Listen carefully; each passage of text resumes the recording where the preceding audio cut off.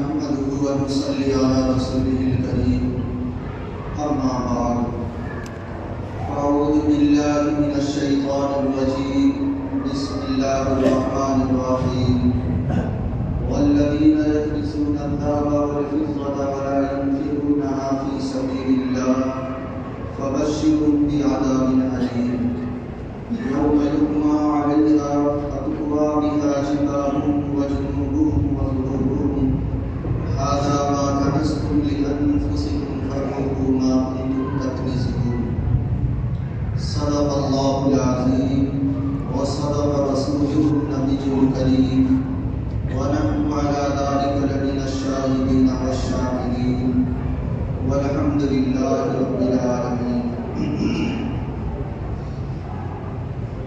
محترم بزرگوں اور دوستوں، دینی بھائیوں، اللہ تبارک و تعالیٰ کا بے حد فضل و کرم اور احسان ہے کہ پروردگار عالم نے ہم لوگوں کو یہ موقع عنایت فرمایا ہے کہ اس مبارک مہینے سے پورے طور پر فائدہ حاصل کر سکیں۔ اگر ہم لوگ اپنی سستی اور لاپرواہی کی وجہ سے اس مہینے سے فائدہ نہیں اٹھا رہے ہیں تو یہ اپنی کمی ہے۔ اللہ پاک کا تو احسان ہے کہ اللہ نے اس مہینے سے فائدہ اٹھانے کا وقت ہمیں دیا ہے۔ یہ مہینہ ہمارے اوپر سایہ فکن ہے۔ اس مہینے کے اندر عام طور پر لوگ اپنی زکوٰۃ نکالتے ہیں۔ ایک بات آپ حضرات یہ ذہن میں رکھیں کہ رمضان المبارک کا مہینہ، اس کے روزے اللہ پاک نے فرض فرمائے ہیں۔ رمضان روزے کا مہینہ ہے اور عبادتوں کے سیزن کا مہینہ ہے۔ اس مہینے کے اندر اللہ پاک مغفرت عام کر دیتا ہے، اپنے گناہوں کو معاف کرانے کا یہ مہینہ ہے۔ زکوٰۃ کی ادائیگی کا یہ مہینہ نہیں ہے، یہ بات ذہن میں رکھیں۔ چونکہ زکوٰۃ کے لیے ایک خاص شرط ہے کہ سال مکمل ہونا چاہیے، اور وہ سال اس وقت اس تاریخ سے جوڑا جائے گا جس تاریخ کو انسان پر زکوٰۃ فرض ہوئی ہے۔ یہ الگ سی بات ہے کہ اس مہینے کے اندر اللہ پاک تمام نفلی عبادتوں کا ثواب 70 گنا بڑھا کر کے دیتا ہے، فرض کے برابر کر کے دیتا ہے۔ اس لیے عام طور پر لوگ زکوٰۃ اس مہینے کے اندر نکالتے ہیں۔ اب رہی یہ بات کہ زکوٰۃ کتنی چیزوں پر فرض ہے۔ پہلے یہ بات ذہن میں رکھے کہ زکوٰۃ جو اللہ پاک نے فرض کیا ہے مالداروں کے مال میں، اس لیے تاکہ غریبوں کی ضرورت پوری ہو جائے، تو سال کے 12 مہینے میں سے کسی بھی مہینے میں کسی بھی تاریخ میں زکوٰۃ فرض ہو سکتی ہے، وہ تو اپنے اپنے حیثیت کے اعتبار سے۔ مثال کے طور پر کسی آدمی نے محرم الحرام کے مہینے میں بزنس شروع کیا، یا اس کے پاس اتنا پیسہ کہیں سے بھی وراثت کا مال مل جائے یا اور کہیں سے اتنا پیسہ آ جائے کہ آدمی صاحب نصاب ہو جاتا ہے، تو اب ہر سال محرم کے مہینے میں ہی اس پر زکوٰۃ فرض ہوگی، رمضان میں نہیں فرض ہوگی۔ اسی طریقے سے کسی پر ربیع الصفر، ربیع الاول، یعنی سال کے 12 مہینوں میں کسی نہ کسی ڈیٹ میں کسی نہ کسی پر زکوٰۃ فرض ہوگی، اور وقت پر یہ زکوٰۃ نکالنا ہے تاکہ پورے سال غریبوں کی ضرورت پوری ہوتی رہے۔ اب رہی یہ بات کہ زکوٰۃ کتنی چیزوں پر فرض ہے، یہ بات ذہن میں رکھیں۔ 4 چیزوں پر زکات فرض ہے۔ پہلا سونا، دوسرے چاندی، اور تیسرے کیش رقم نقدی، اور چوتھے مال تجارت۔ سونا کا نصاب 7.5 تولہ سونا اگر کسی کے پاس ہو تو اس پر زکات فرض ہے، مگر یہ اس وقت یہ نصاب ہے جبکہ سونا کے علاوہ بقیہ یہ 3 چیزیں چاندی کی شکل میں یا نقدی کی شکل میں یا تجارت کی شکل میں کچھ بھی نہ ہو، 1 چونی کے برابر نہ ہو، صرف جو ہے وہ صرف سونا سونا ہے، باقی کچھ نہیں ہے، تب جا کر کے سونے کا نصاب مانا جائے گا۔ مگر سونے کے ساتھ اور بھی دوسری چیزیں ہیں، تھوڑی تھوڑی بھی اگر ہو تو علماء امت کا یہ اتفاق ہے اس بات پر کہ ایسی صورت میں چاندی کو نصاب بنایا جائے گا، یعنی 52.5 بھاری چاندی جس کے پاس ہو وہ صاحب نصاب ہے، اللہ کے نزدیک وہ مالدار ہے۔ اب اس پر زکات فرض ہوگی تو جس دن جس تاریخ میں اتنا مال اس کے پاس جمع ہو گیا جس سے 52.5 بھاری چاندی خریدا جا سکتا ہے، تو اب وہ ڈیٹ انسان لکھ کر کے رکھ لے۔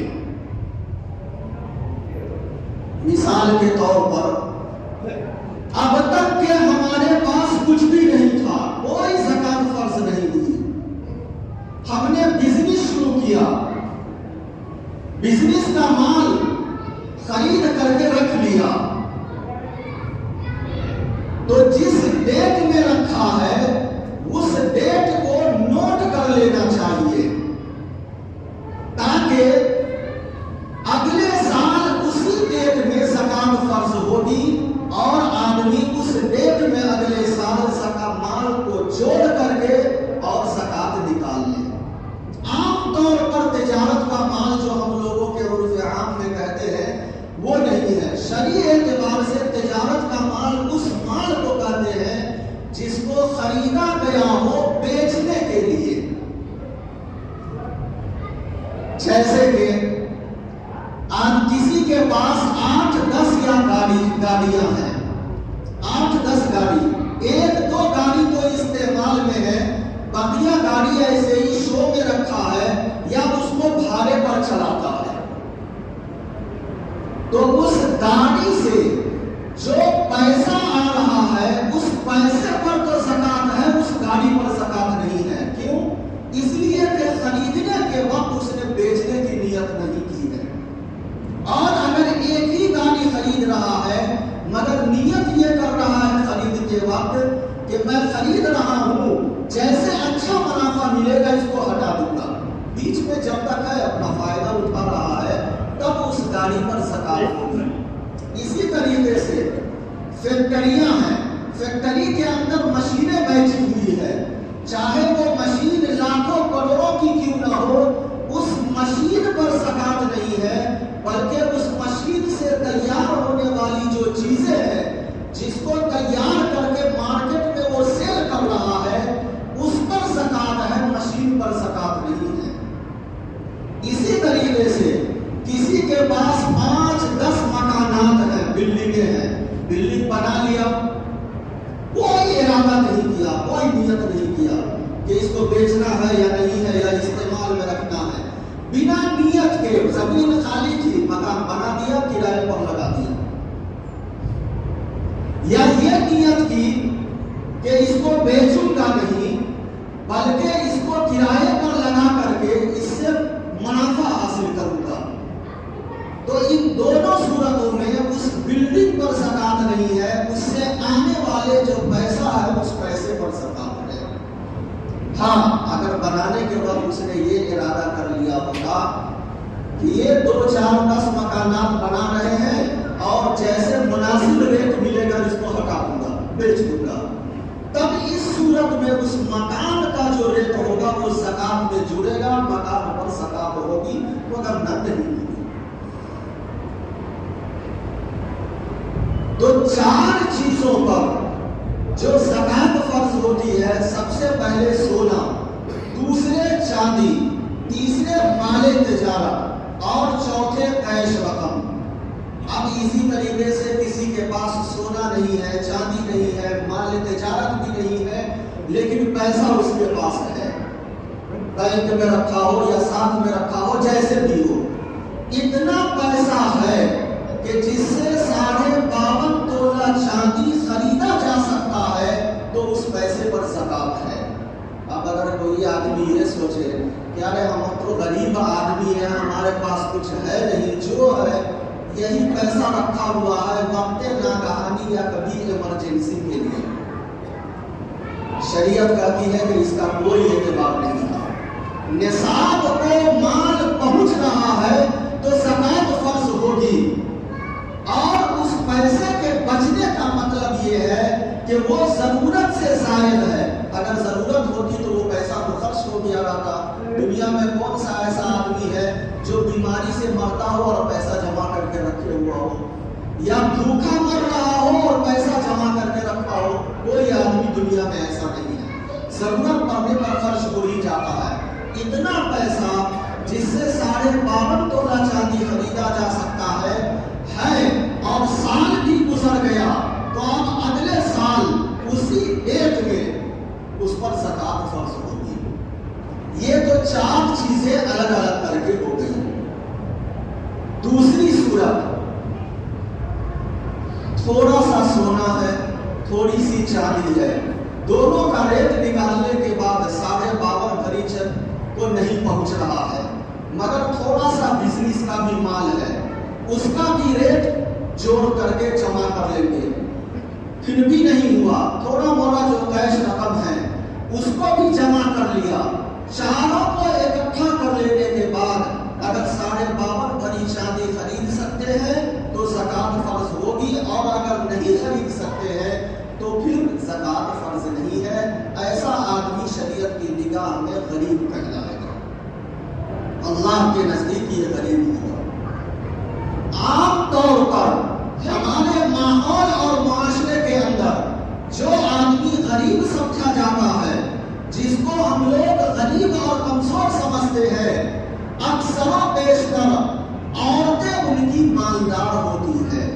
آپ نگاہ اٹھا کر کے دیکھ لیجئے، شاید کہ لاکھوں میں 1-2 عورتیں ایسی ہوں گی جن کے پاس کچھ ہلکا پھلکا زیور زیورات نہ ہو، ورنہ اکثروں کے پاس ہمارے ماحول اور معاشرے میں جو غریب سے غریب آدمی سمجھا جاتا ہے، اس کے پاس بھی تھوڑا نہ تھوڑا زیور کی شکل میں سونا اور چاندی موجود ہوتا ہے، جو موجودہ ریٹ کے حساب سے 52.5 بھری چاندی کو پہنچ جاتا ہے، لیکن اس پر دھیان نہیں دیا جاتا۔ آج ہمارے معاشرے کے اندر اگر ہم لوگ پریشان حال ہیں اور حالات سے تنگ آ چکے ہیں، اس کا ایک سب سے بڑا سبب یہ بھی ہے کہ ہم نے زکات کا نکالنا چھوڑ دیا، اور اگر نکالتے ہیں تو صحیح طریقے سے اس کا حساب کر کے نہیں نکال پاتے۔ نتیجہ یہ ہے کہ اتنا ساری سہولتیں ظاہر میں ہونے کے باوجود ہر شخص بے چینی کے عالم میں وقت گزار رہا۔ اب یہ ہے کہ شوہر کے پاس مال ہے تو زکات شوہر پر فرض ہے، بیوی پر فرض نہیں ہے، اور اگر بیوی پر زکات فرض ہے تو بیوی کو نکالنا ہے، شوہر کو نکالنا ضروری نہیں ہے۔ مگر ہمارے عرف عام میں چونکہ ہماری عورتیں کوئی کام کاج یا کمانے کا ذریعہ، آمدنی کا ذریعہ اس کے پاس نہیں ہوتا ہے، تو شوہر کو چاہیے کہ بیوی کے پاس جو زیورات ہوں ان کی پابندی کے ساتھ اس کی زکات نکال دیا کرے، ورنہ اللہ کا ضابطہ اور قانون تو صاف ستھرا ہے۔ اللہ نے کہہ دیا جس پر زکات فرض ہے نکالا تو ثواب، اور نہیں نکالا تو اس کا جو گناہ ہے، اس کی جو سزا ہے اسی کو ملے گی، دوسروں کو نہیں ملے گی۔ کہ آپ چاہتے ہیں کہ پوری زندگی اپنی بیوی سے فائدہ اٹھاتے رہیں اور کل قیامت کے دن مرنے کے بعد آپ کی بیوی زکات نہ نکالنے کی وجہ سے سخت عذاب میں مبتلا ہو جائے؟ کون ایسا آدمی ہوگا یہ جو چاہے گا؟ اس لیے شوہر کو چاہیے کہ بیوی کے پاس جو زیورات کی شکل میں ہے حساب کر کے اس کی زکات کی ادائیگی سال میں کر دیں۔ ایک بات اور بھی ذہن میں رکھیں، زکات نکالنے کے لیے سال کا گزرنا شرط ہے۔ پورے کے پورے سال انسان کا مالدار ہونا کوئی ضروری نہیں ہے۔ اور زکات نکالیں گے کس ڈیٹ میں؟ یاد رکھیے، اردو مہینے کے حساب سے تاریخ کو متعین کرنا ضروری ہے زکات نکالنے کے لیے۔ مثال کے طور پر یہ رمضان المبارک کا مہینہ چل رہا ہے، آج چوتھا روزہ ہے، یعنی 4 رمضان، اسلامی تاریخ 4 ہے، تو 4 رمضان کی تاریخ کو طے کرنا ضروری ہوگا تاکہ اگلے سال پھر اسی 4 تاریخ میں زکات نکال سکے۔ اب اس کا طریقہ کیا ہے؟ مثال کے طور پر اگر کسی کے پاس آج کے دن میں اتنا پیسہ ہو گیا کہ وہ نصاب کو پہنچ گیا، شریعت کی نگاہ میں وہ مالدار ہے اور زکات اس پر فرض ہو گئی، تو آج کے ڈیٹ میں نہیں نکالیں گے بلکہ اگلے سال چوتھا رمضان کو زکات اس پر فرض ہوگی۔ سال گزرنے کا مطلب یہ ہے، سال گزر گیا، اب آج کی تاریخ جو چوتھا رمضان ہے، آج کے دن میں وہ اپنی مالیت کا حساب کرے گا۔ سمجھ میں آ رہی ہے بات؟ آج کے ڈیٹ میں یعنی چوتھا رمضان اگلے سال 4 رمضان کو وہ اپنے مال کا حساب کرے گا۔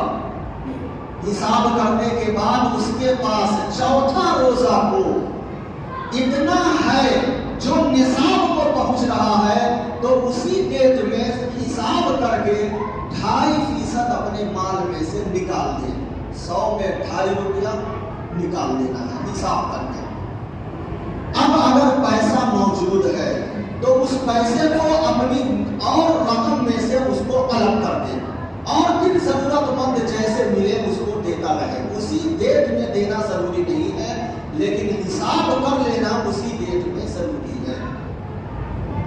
اور اگر پیسے نہیں ہیں، بہت سارے حضرات ایسے ہیں جو سونا چاندی کی شکل میں زکات تو فرض ہے لیکن پیسہ نہیں ہے، تو جو ڈیٹ ہے زکات نکالنے کا، اس ڈیٹ میں مارکیٹ کا جو ریٹ ہوگا اس ریٹ کے حساب سے آدمی حساب کر کے پیسہ طے کر لے کہ 2000 5000 یا 10,000 میرے اوپر زکات بن رہی ہے، اس کو نوٹ کر لے اور جیسے جیسے پیسہ آتا رہے اس کی ادائیگی کرتا رہے۔ یہ نہیں کہ جس دن سہولت ہوگی اس دن زکات نکالیں گے، ایسا نہیں ہے۔ زکات نکالنے کے لیے ایک ڈیٹ کا متعین ہونا ضروری ہے، اور زکات نکالنے والے دن میں چاہے مالیت، بزنس کا مال زمین کی شکل میں ہو، مکان کی شکل میں ہو، گاڑی کی شکل میں ہو، سونا چاندی کی شکل میں ہو، یا اسی طریقے سے پرچون وغیرہ کی دکان ہے جس میں راشن وغیرہ بکتے ہیں، راشن اپنی دکان ہو، اس ڈیٹ کے اندر جو مال موجود ہے ان تمام کا حساب کر کے رکھ لینا، اور اس ڈیٹ میں جو ریٹ ہوگا وہ ریٹ اس کو لگانا ہے، خرید ریٹ نہیں۔ یہ نہیں کہ 6 مہینہ پہلے کچھ اور ریٹ میں خریدا اور 6 مہینہ کے بعد زکات نکال رہے ہیں تو 6 مہینہ پہلے کا ریٹ نہیں، بلکہ جس ڈیٹ میں زکات کا وقت متعین ہے اس ڈیٹ میں جو قیمت ہوگی اس قیمت کے حساب سے زکات کو جوڑنا ہے اور زکات نکالنا ہے۔ مثال کے طور پر زیور بنایا 6 مہینہ پہلے 700 کا بھری چاندی تھا، آج کے دن زکات فرض ہے، آج ہم زکات میں نکال رہے ہیں تو پچھلے 700 کے حساب سے نہیں بلکہ اگر آج کا ریٹ 1000 کا ہے تو 1000 کے حساب سے زکات میں جوڑا جائے گا۔ یہ ہمیشہ یاد رکھیے، खरीद रेट से ज़कात नहीं निकलती है, बल्कि ज़कात निकलने वाले डेट में जो कीमत है उस कीमत के हिसाब से ज़कात निकालना है। हम लोग यही बढ़ाकर गड़बड़ करते हैं, अपनी अक्ल से अपने दिमाग से जो समझ में आया उस तरीके से निकाल दिया, नतीजा ये है कि माल भी निकल गया और उस निकलने का कोई फायदा भी नहीं हुआ। अब इतनी बात सुनने के बाद आपके ज़हन में ये बात आती होगी कि इतना लंबा चौड़ा हिसाब किताब और प्लानिंग कैसे होगा। एक बात मैं आपको कह रहा हूँ, कोई आदमी 6 साल से, कोई आदमी 25 साल से, कोई आदमी 30 साल से अपनी बिजनेस कर रहा है, तो क्या बिजनेस का हिसाब उसके पास होता है या नहीं होता है? सब कुछ होता है। और ज़कात का हिसाब क्यों नहीं होगा? ज़कात में कौन सिर्फ 24 घंटे का हिसाब करना है? हमने बताया कि अगर 4 रमज़ान को कोई आदमी साहिब निसाब हो रहा है, ज़कात फर्ज हो रही है, तो पूरा साल गुजरने के बाद अब अगले साल चौथा रोजा को जो मौजूद माल होगा उसी का तो हिसाब करना है। ज़कात में पूरे साल का हिसाब नहीं रखना है।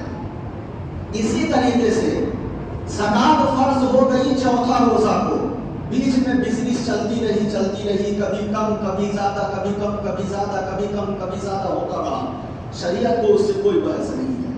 अगले चौथे रोजा को आपके पास जो मौजूद माल है, अगर वो निसाब को पहुंच रहा है तो फिर दोबारा आप पर ज़कात फर्ज हो जाएगी, और अगर निसाब को नहीं पहुंच रहा है माल तो फिर ज़कात फर्ज नहीं होगी। यही वजह है कि जिंदगी में जब एक मर्तबा अगर ज़कात फर्ज हो जाती है तो वो फर्जियत हमेशा उस पर बाकी रहती है, और उसी डेट के हिसाब से हर साल निकालना है। हाँ, वो डेट खत्म हो सकता है। वो कैसे? इस साल चौथा रोजा को निसाब को पहुंच गया, साल गुजर गया, अगले साल आने वाले चौथे रोजे को माल का हिसाब किया, फिर भी निसाब को पहुंचा, ज़कात की अदायगी कर दिया। उसके बाद से बिजनेस इतना बर्बाद हुई कि अगले साल का चौथा रोजा आया और हाथ में कुछ भी नहीं है, कुछ भी नहीं है, निसाब को नहीं पहुंच रहा है। तो अब ये डेट खत्म हो जाएगा, फिर उसके बाद अल्लाह पाक जिस दिन माल देगा उसी दिन वो डेट जोड़ करके रखना है। याद करके रखिए या लिख करके रखिए, साल में एक ही डेट को याद रखना है कि उसी डेट में हमारी ज़कात निकलेगी, और उस डेट में 24 घंटे के अंदर में जो बिजनेस का माल हो या कैश रकम हो वो सब के सब जमा कर लेना है, और जितना 2.5% के हिसाब से जो निकले वो ज़कात में निकाल देना है। बस इतना ही करना है, पूरे साल का हिसाब नहीं रखना है ज़कात के लिए, एक दिन का हिसाब चाहिए। अब आइए, ज़कात निकालने वाले दिन में पूरे माल का हिसाब करके रख लिया, एक जगह कर लिया, सोना हो, चांदी हो, तिजारत का माल हो, कैश हो, या पैसा आपका किसी दूसरे के यहाँ कर्ज दिया हुआ है जिसके मिलने की उम्मीद है, या इसी तरीके से बिजनेस मैन का लेन देन चलता है, जिन लोगों के लिए, जिन व्यापारियों के यहाँ जितना पैसा, ये तो बहुत खाता वही सब लोग रखते हैं बिजनेसमैन, लेने वाला खाता बहुत टाइट होता है बिजनेसमैन का, तो सब है, मौजूद है। जो पैसा दूसरे के यहाँ है लेकिन आने वाला है, तो उस डेट में उन तमाम पैसों को एक जगह इकट्ठा कर ले। इकट्ठा कर लेने के बाद अब देना भी है, दूसरों को देना भी है।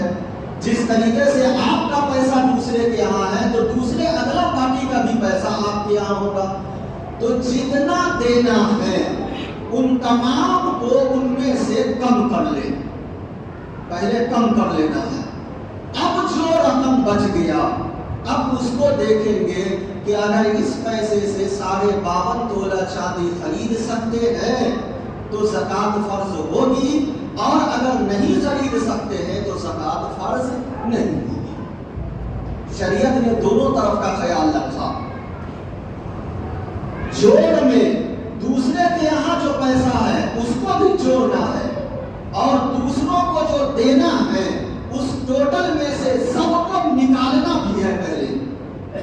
مثال کے طور پر جمع ہوا 1,00,000 روپیہ اور قرض ہے 1,05,000، کچھ بھی نہیں بنے گا.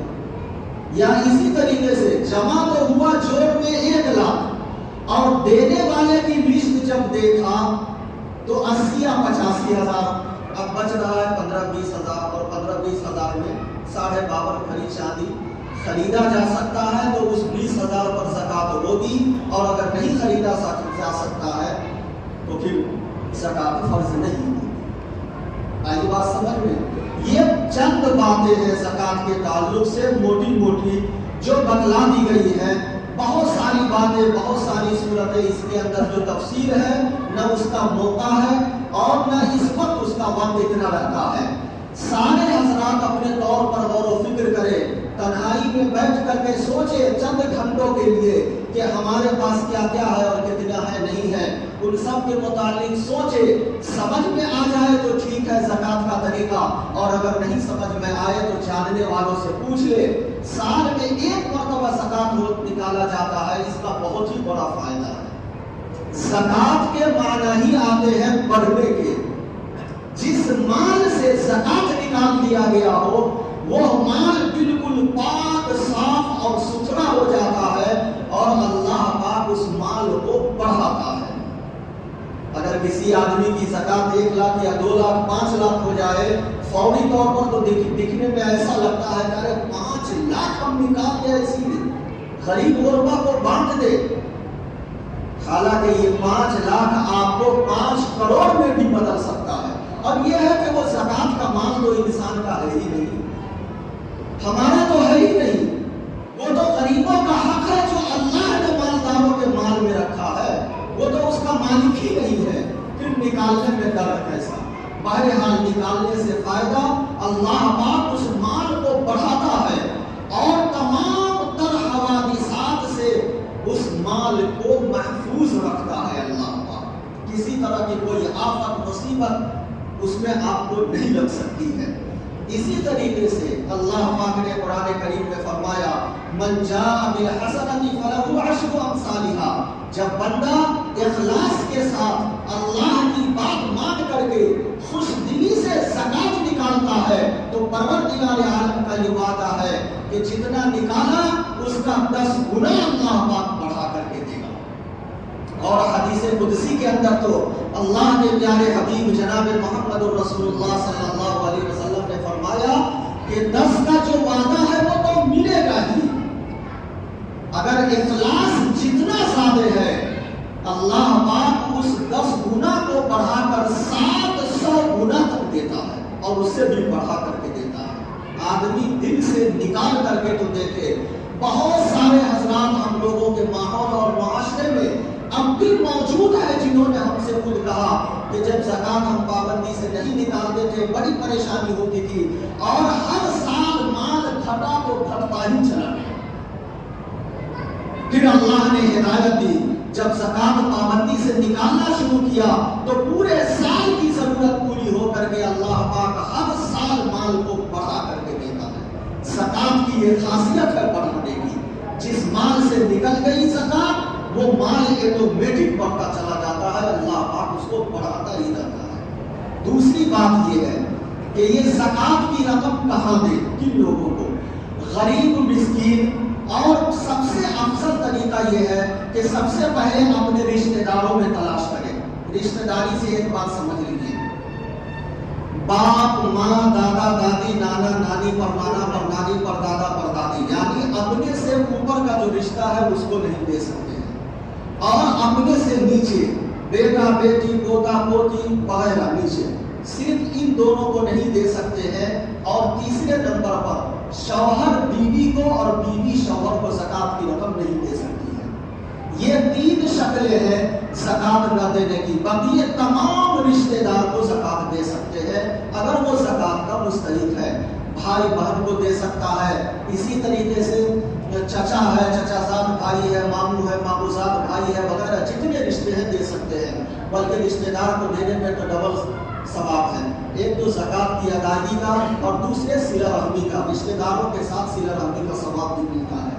لیکن ایک بات شریعت نے خاص طور پر یہ کہا ہے کہ زکوٰۃ دینے والا اگر رشتے دار کو دے رہا ہے یا کسی عزت دار آدمی کو دے رہا ہے تو خبردار، شریعت نے کہا خبردار زکوٰۃ کا نام نہ لینا، زکوٰۃ کا کہہ کر کے نہیں دینا۔ تم ہدیہ کی شکل میں یا کسی اور بہانے سے دے دو، گفٹ کی شکل میں دے دو، چاہے کپڑا دو، پیسہ دو، کچھ بھی دو، گفٹ کی شکل میں دے دو، ہدیہ بول کر کے تو دے دو، لیکن یہ کہہ کر کے کبھی مت دینا کہ یہ زکوٰۃ کا پیسہ ہے، اور زکوٰۃ بھی ادا ہو جائے گی، چونکہ زکوٰۃ دینے والے کی اپنی نیت کا اعتبار ہے۔ جس وقت دے رہے ہیں مالک پیسے کا بنا رہے ہیں، بس یہ نیت کرنا ہے کہ میں اپنے زکوٰۃ کی رقم ان کو دے رہا ہوں، اور نیت دل سے ہوتا ہے، زبان سے نہیں۔ تو رشتہ داروں کو اور عزت دار آدمی کو کہہ کر کے نہیں دینا ہے، یہ شریعت نے منع کیا۔ اس کے علاوہ اور جتنے لوگ ہیں ان کو، اور انہی میں سے سب سے بہتر یہ ہے کہ آدمی مدارس اسلامیہ کو دے، ایسا مدرسہ جن کی ساری ضرورتیں آپ حضرات کے تعاون سے ہی پوری ہوتی ہے، اس مدرسے کو آپ دل کھول کر کے دے، اس میں بھی دوہرا ثواب ملتا ہے۔ ایک تو زکوٰۃ کی ادائیگی کا، دوسرے تعلیم پر، دینی تعلیم پر خرچ کرنے کا، اور ایک سب سے بڑا فائدہ یہ ہوگا کہ آپ کے پیسے سے ضرورت پوری ہو کر کے ایک طالب علم بھی اگر عالم دین بن گیا تو یاد رکھ لیجئے قیامت تک آپ کے لیے وہ صدقہ جاریہ ہو جاتا ہے۔ اس لیے ایسا مدرسہ جس کا کہیں سے کوئی تعاون نہ ہو، صرف آپ حضرات کے ہی تعاون سے وہ چلتا ہو، ایسے مدرسے کو دینے میں زیادہ ثواب ہے، اور ان مدرسوں کا، ایسے مدرسوں کا پہلے خیال رکھنا چاہیے تاکہ آپ کو صدقہ جاریہ کا بھی ثواب ملتا رہے۔ بقیہ باتیں انشاءاللہ موقع بموقع، اس لیے ہر شخص کو چاہیے کہ اپنے طور پر زکوٰۃ کی ادائیگی میں ہوشیار رہے اور حساب اچھی طرح سے کر لے۔ کوئی بات سمجھ میں نہ آئے تو سمجھ کر کے اس پر عمل کرنے کی کوشش کرے۔ اگر زکوٰۃ نہیں نکالتے ہیں تو اس کا بہت ہی خطرناک ہے، خطرناک عذاب ہے۔ اللہ نے فرمایا والذین یکنزون الذهب والفضة ولا ينفقونها في سبيل الله فبشرهم بعذاب أليم یوم یحمى علیہا جباہہم۔ اللہ پاک نے پوری تفصیل بتلایا کہ جس مال کی زکوٰۃ نہیں نکلتی ہے، اللہ پاک اس مال کو انگارے کی شکل میں بنا کر کے اس آدمی کے پیشانی کو، پیٹھ کو اللہ پاک ڈالے گا، دبوائے گا۔ جس مال کو ہم لوگ جمع کر کے رکھتے ہیں اور زکوٰۃ نہیں نکالتے ہیں، اس مال کو کل قیامت کے دن اللہ تبارک و تعالی آگ کی شکل میں، انگارے کی شکل میں بنا کر کے پیشانی کو، پیٹھ کو اور جسموں کو ڈالا جائے گا۔ اس سے بھی زیادہ خطرناک عذاب قرآن و حدیث کے اندر مرگی ہے۔ اس لیے ہر شخص کو چاہیے کہ اپنے وقت پر حساب کر کے اور ایک ایک روپیہ زکوٰۃ کا نکالنے کی کوشش کرے، اسی میں کامیابی اور بھلائی ہے۔ آخر میں ایک بات یہ عرض کرنی ہے کہ جو ہم نے کہا ہے کہ مدارس اسلامیہ کو زکوٰۃ دینا چاہیے، انہی مستحق